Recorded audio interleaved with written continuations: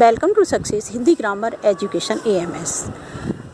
दर्शकों, आपका हमारे YouTube चैनल पर हार्दिक स्वागत है। दर्शकों, आज हम आपको गाय की महत्वपूर्णता बताएंगे कि आखिर गाय को हमारे वेद पुराणों में, अथर्ववेद में इतना महत्वपूर्ण क्यों माना है।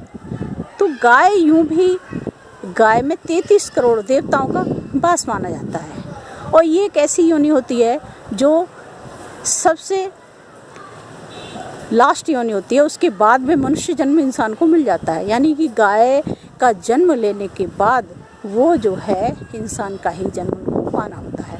और गाय का विशेष में तो हमारे अथर्ववेद में और गरुड़ पुराण में भी है कि गाय हमें, जब हम मृत्यु उपरांत अपना सफ़र तय कर रहे होते हैं, तो यूँ तो बहुत ही दिव्य आत्मा ऐसी हैं जिनके लिए तुरंत ही उन्हें स्वर्ग प्राप्त हो जाता है और कोई परेशानी नहीं आती। लेकिन सामान्य प्राणी जो बहुत ज़्यादा कर्मकांडी नहीं होते हैं और कुछ न कुछ जीवन में जानी अनजानी गलतियाँ होती ही हैं, तो हमें वैतरणी नदी पार करनी होती है। और वैतरणी नदी पार करने के लिए हम ऐसे ही उसे सामान्य तरीके से पार नहीं कर सकते, क्योंकि वो जो है ऐसी नरक में नदी है जिसमें पस, पीव, खून ये सब रहता है। और उसको पार करने के लिए हमें जो है या तो बहुत सारे पुण्यों की प्राप्ति होनी चाहिए या एक गौ सेवा का हमें पुण्य होना चाहिए।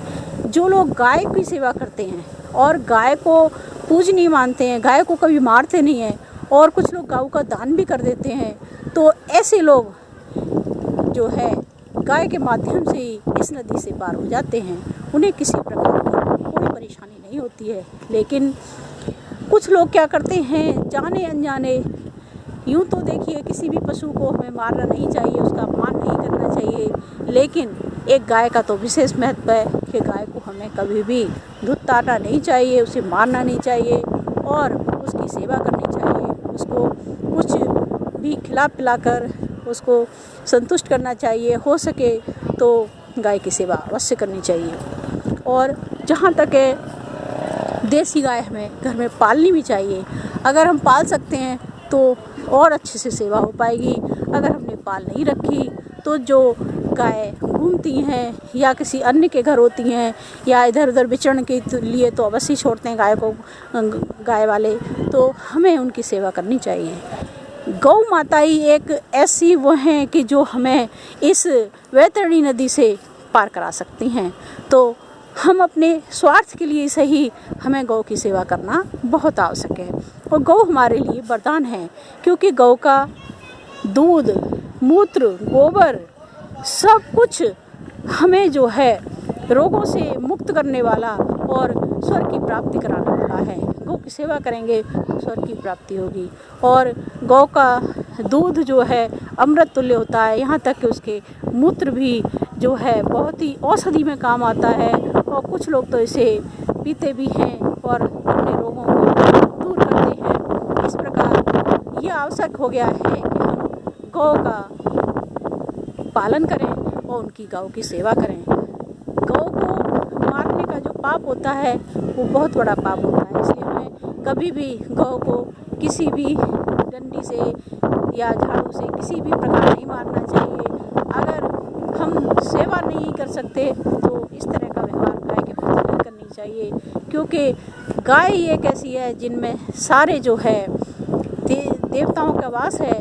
और अगर किसी को नजर भी लग जाती है तो गौशाला में जाकर गौ की पूंछ से नज़र उतार दी जाती है और गौ का जो गोबर होता है उससे बनाए हुए उपलों पर जो है आज्ञारी वगैरह की जाती है, पूजा पाठ आदि किया जाता है। तो इस प्रकार से गौ हमारे जीवन में विशेष महत्व रखती है। हमें कभी भी गाय के प्रति ऐसा व्यवहार नहीं करना चाहिए, ये नहीं सोचना चाहिए कि वो जानवर है। वो जानवर नहीं, उसके अंदर भी बहुत सारी भावना ऐसी हैं। और यूँ तो ये है, देखिए योनि का तो यह है, ईश्वर ने जिस योनि में भेजा है उसमें जाना है, वो भी हमें कर्मों के अनुसार मिलती है। और इस गाय के जन्म को पाने के बाद तुरंत ही इंसान का जन्म मिलता है, ये भी जान लेना अति आवश्यक है।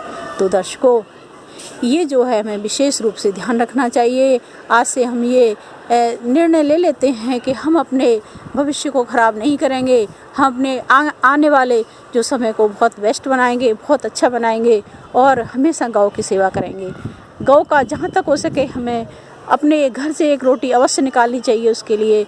और गौ की जो खुरों की मिट्टी होती है वो भी बड़ी चमत्कारी होती है, अच्छे फलों को प्रदान करने वाली होती है। और जिस घर में गाय होती है उसमें कोई भी किसी प्रकार की नेगेटिव ऊर्जा नहीं आती है, किसी भी प्रकार का तंत्र मंत्र का कोई प्रयोग नहीं होता है, क्योंकि गाय उन सब चीज़ों को नष्ट कर देती है। तो इस प्रकार से गाय बहुत ही महत्वपूर्ण है। और आँखों की रोशनी के लिए भी गाय का जो जैसे देसी घी में गाय का मूत्र डालकर काफ़ी टाइम तक बॉईल किया जाए और जो बच्चे उसे काजल की तरह यूज करते हैं तो आँखों की रोशनी भी बढ़ती है। तो दर्शकों, आज हमारा वीडियो गाय पर ही था। तो वैसे तो देखिए सभी जानकार हैं, लेकिन फिर भी मैंने देखा है कि बहुत से लोग ये गलती करते हैं, बस गाय को उठाया किसी भी मार दिया, कैसे भी कर दिया। तो ये चीज़ है कि गाय यूं ही नहीं कह देते भारतीय संस्कृति में कि गाय हमारी माता है।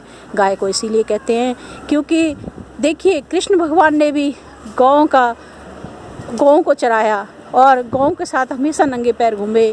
उन्होंने कभी भी अपने जो है चप्पल पहनकर वन में गायों के साथ नहीं विचरण किया, क्योंकि उनका बस कहना यही था अपनी माँ से भी कि हे माता, जब मेरी गाय जो है बिना जूती के घूम रही हैं तो मैं जूती कैसे धारण कर सकता हूँ। तो इस प्रकार हमेशा वे एक बंसी लेकर और एक लकड़ी लेकर बस जो है अपनी गायों के साथ घूमते रहे। तो आप बताइए कि जब ईश्वर ने गायों को चराया तो फिर हम क्यों ना गायों का पालन करें, क्यों ना गायों की पूजा करें। तो दर्शकों, आज का वीडियो हमारा यहीं तक था। आपका वीडियो देखने के लिए बहुत बहुत धन्यवाद। हमारे चैनल को सब्सक्राइब करें और शेयर करें, लाइक करें। आपका बहुत बहुत धन्यवाद।